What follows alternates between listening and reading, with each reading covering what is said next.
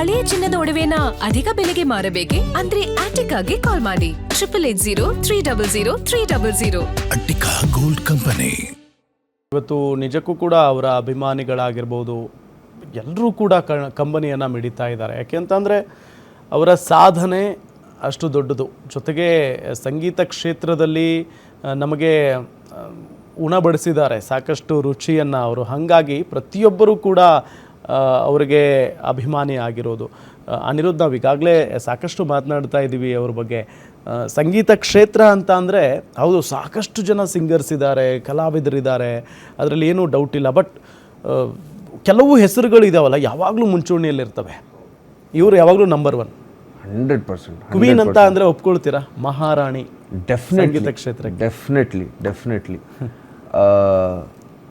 ಅಂದರೆ ಅವರು ಹಾಡಿರೋಷ್ಟು ಹಾಡುಗಳು ಆಲ್ಮೋಸ್ಟ್ ನಾವು ಒಂದು 50-100 ಜನ ಸಿಂಗರ್ ಸೇರಿಸಿದ್ರೆ ಎಷ್ಟು ಹಾಡಬಹುದೋ ಅವರೊಬ್ಬರು ಅದನ್ನು ಅಷ್ಟು ಹಾಡುಗಳನ್ನು ಹಾಡಿದ್ದಾರೆ. ಆ್ಯಂಡ್ ವರ್ಸಿಟ್ಯಾಲಿಟಿ. ಹೌದು, ಅಂದರೆ ಈಗ ಬರೀ ಮೆಲಡಿ ಅನ್ನೋದಲ್ಲ, ಒಂದು ಡಿವೋಷನಲ್ ಸಾಂಗ್ ಆಗಿರ್ಬೋದು, ಮೆಲಡಿ ಆಗಿರ್ಬೋದು, ಫಾಸ್ಟ್ ನಂಬರ್ಸ್ ಆಗಿರ್ಬೋದು, ಹೌದು, ಪೆಪ್ಪಿ ಸಾಂಗ್ಸ್ ಆಗಿರ್ಬೋದು, ಆ್ಯಂಡ್ ಎಷ್ಟೊಂದು ಇವಾಗ ಯುನೋ ಐಟಮ್ ಸಾಂಗ್ಸ್ ಕೂಡ ಅವರು ಹಾಡಿದ್ದಾರೆ. ಅವರು ಒಂದು ಇಂಟರ್ವ್ಯೂ ಅಲ್ಲಿ ಹೇಳ್ತಾರೆ, ನಿಮಗೆ ಯಾರೋ ಒಬ್ರು ಇಂಟರ್ವ್ಯೂವರ್ ಪ್ರಶ್ನೆ ಮಾಡ್ತಾರೆ, ಮೇಡಮ್ ನಿಮ್ಗೆ ಅದನ್ನ ಹಾಡ್ಬೇಕಾಗಿದ್ರೆ ನಿಮ್ಗೆ ಅನ್ಕಂಫರ್ಟಬಲ್ ಫೀಲ್ ಆಗ್ಲಿಲ್ವಾ ಅಂತ ಕೇಳ್ತಾರೆ. ಐ ಥಿಂಕ್ ಇದು ತೆಲುಗುನೋ ತಮಿಳ್ ಸಮ್ ಇಂಟರ್ವ್ಯೂ. ಆಗ ಅವ್ರು ಹೇಳ್ತಾರೆ, ನನ್ನ ಕರ್ತವ್ಯ ಗಾಯಕಿಯಾಗಿ ಆ ಒಂದು ಸಾಹಿತ್ಯ ಏನಿದೆ, ಆ ಒಂದು ಕಂಪೋಸಿಷನ್ ಏನಿದೆ, ಅದನ್ನ ಹಾಡೋದು, ಅದಕ್ಕೆ ನಾನು ಜಸ್ಟಿಸ್ ಕೊಡೋದು ನನ್ನ ಕರ್ತವ್ಯ. ಅದು ಜೀವ ತುಂಬೋದು ನಮ್ಮ ಕರ್ತವ್ಯ. ಅದು ಜೀವ ತುಂಬೋದು ನನ್ನ ಕರ್ತವ್ಯ. ನಾನು ಆ ಒಂದು ಜಸ್ಟಿಸ್ನ ಕೊಡ್ಲಿಲ್ಲ ಅಂದ್ರೆ ನನ್ನ ಪ್ರೊಫೆಷನ್ಗೆ ನಾನು ಧಕ್ಕೆ ತರ್ತಾ ಇದೀನಿ ಅನ್ನೋ ಒಂದು ಮಾತು ಹೇಳ್ತಾರೆ, ಭಾವನೆ ಬರುತ್ತೆ. ಸೊ ಆ ಒಂದು ಅಂದರೆ ಆ ಪ್ರೊಫೆಷನಲಿಸಮ್ ಇದೆಯಲ್ಲ, ಆ ಒಂದು ಹಾಡು ಯಾವುದೇ ಹಾಡಾಗಿರ್ಲಿ, ಆ ಹಾಡಿಗೆ ನಾನು ನ್ಯಾಯ ಒದಗಿಸ್ಕೊಡ್ಬೇಕು. ಯಾಕಂದ್ರೆ ನನ್ನ ಕರ್ತವ್ಯ ಏನು, I am a playback singer. ಆ ಒಂದು ಏನೋ ಅವ್ರು ಹೇಳ್ಬೋದಾಗಿತ್ತು, ಅವ್ರು ಏನ್ ಬೇಕಾದ್ರೂ ಹೇಳ್ಬೋದಾಗಿತ್ತು.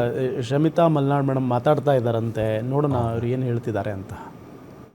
ಅವರಿರ್ಬೋದು, ಪಿ ಸುಶೀಲಾ ಅವರಿರ್ಬೋದು, ಇವ್ರ ಹಾಡುಗಳನ್ನ ಕೇಳ್ಕೊಂಡೇನೆ ನಾವು ಬೆಳೆದಿದ್ದು, ಹಾಡನ್ನ ಕಲ್ತಿದ್ದು, ಹಾಡಬೇಕು ಅಥವಾ ಗಾಯಕಿ ಆಗಬೇಕು ಅಂತ ಕನಸು ಕಂಡಿದ್ದು. ಸೊ ಇವತ್ತು ಅವರಿಲ್ಲ, ಬಟ್ ಅವ್ರ ಹಾಡುಗಳ ಮುಖಾಂತರ ಡೆಫಿನೆಟ್ಲಿ ನಮ್ಮ ಜೊತೆ ಇರ್ತಾರೆ. ಯಾಕೆಂದರೆ ಯಾವುದೇ ಕಾರ್ಯಕ್ರಮ ಆಗಲಿ ಅವರ ಒಂದು ಹಾಡೂ ಇಲ್ಲದೇ ನಾವು ಕಾರ್ಯಕ್ರಮ ಮಾಡೋದೇ ಇಲ್ಲ. ಅವ್ರ ಹಾಡುಗಳನ್ನ ಹಾಡ್ತೀವಿ. ಆ್ಯಂಡ್ ನನ್ಗನ್ಸೋದು ಬದುಕು ನಾವು ಸಾಧನೆ ಅಥವಾ ನಾವು ಏನು ಮಾಡಿದೀವಿ ಅನ್ನೋದಕ್ಕಿಂತ ಕೊನೆಗೆ ನಮ್ಮ ಸಾಧನೆ ಏನು ಅನ್ನೋದು ಗೊತ್ತಾಗೋದು. ಎಷ್ಟೇ ಪ್ರಶಸ್ತಿಗಳು ಬರ್ಬೋದು, ಏನೇ ಬರ್ಬೋದು, ಎಷ್ಟೇ ಹಾಡುಗಳನ್ನ ಹಾಡ್ಬೋದು, ಬಟ್ ಒಬ್ಬ ವ್ಯಕ್ತಿಯಾಗಿ ಪ್ರೀತಿ ಕೊಡೋದಿದೆಯಲ್ಲ, ಎಲ್ಲರಿಗೂ ಒಂದೇ ಥರದಲ್ಲಿ, ಯಾರನ್ನೂ ಭೇದ ಭಾವ ಮಾಡದೆ ಎಲ್ಲರನ್ನೂ ಒಂದೇ ಥರದಲ್ಲಿ ತಾಯಿ ಹೃದಯದಿಂದ ಪ್ರೀತಿ ಕೊಡ್ತಾ ಇದ್ರು. ನಾವು ಯಾವಾಗ ಅವ್ರನ್ನ ಹೋಗಿ ಮೀಟ್ ಮಾಡಿದ್ರು ಅಪ್ಕೊಳ್ತಾ ಇದ್ರು. ಆ ಅಪ್ಪಗೇನೋ ಖಂಡಿತ ನಾವು ಮಿಸ್ ಮಾಡ್ಕೋತೀವಿ. ಆ್ಯಂಡ್ ಎಲ್ಲ ಸಿಂಗರ್ಸು ಆ ಪ್ರೀತಿನ ಮಿಸ್ ಮಾಡ್ಕೋತಾರೆ, ಆಶೀರ್ವಾದನ ಮಿಸ್ ಮಾಡ್ಕೊತಾರೆ. ಅವ್ರು ಪ್ರತಿ ಸರಿ ಸಿಗ್ಬೇಕಾದ್ರೂ ಒಂದೊಂದು ಹೊಸ ವಿಷಯಗಳನ್ನ ಕಲಿತಾ ಇರ್ತಾ ಇದ್ವಿ. ರೆಕಾರ್ಡಿಂಗ್ ಬಗ್ಗೆ ಮಾತಾಡ್ತಾ ಇದ್ವಿ.